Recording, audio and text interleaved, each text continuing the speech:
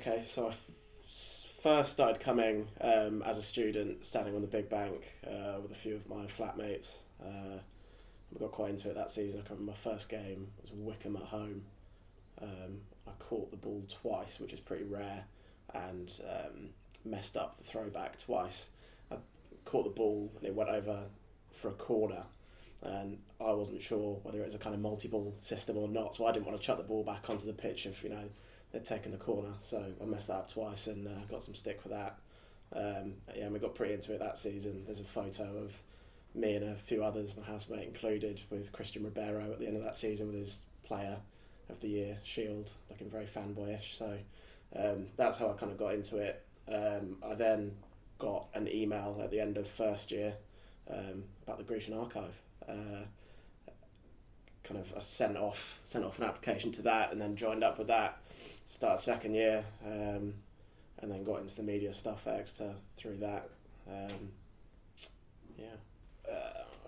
First game was Crawley, and I can remember my first half an hour in the press box. I was terrified because there was a spider about as big as my hand sat just above me, and no one wanted to get rid of it. So I can remember I was kind of trying to do my first match report, and I was looking up at this spider, absolutely terrified that it was going to drop on my shoulder at some point. But no, I can remember thinking, it was obviously not as modern as I had. That was my first kind of experience of doing that, and so I'd say it's a bit of an older crowd in the grandstand. I'd say, kind of ironically for the press media team, I'd say we probably have the worst view in the ground. We've got kind of pillars within the press box itself, and then you've got pillars kind of supporting the stand as well. So not ideal for the big bank end, I must say, but it's got a lot of character.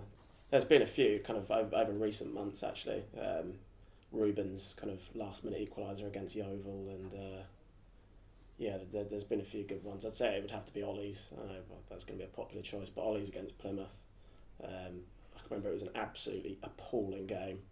I think they went one up just before the hour mark, and we'd been on a good run, I think, kind of around that time, and kind of felt like it was falling apart a little bit. It was an absolutely shocking game. I can't emphasise that enough. And then, kind of 10 minutes from time, Ollie picks it up. The first one kind of goes underneath the keeper. You start to kind of believe a bit more, and then the second one to win it last minute, kind of in front of the big bank, just absolutely magic. That's kind of how he really announced himself, I think, Ollie.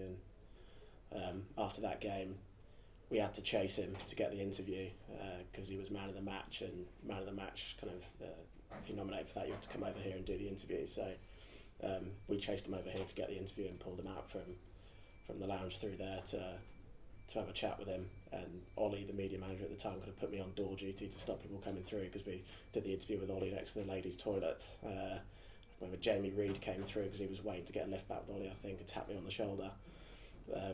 And he told me that he wanted to come through here because people kept kind of asking him for photos and autographs and stuff because they thought he was Ollie. So that was a good memory.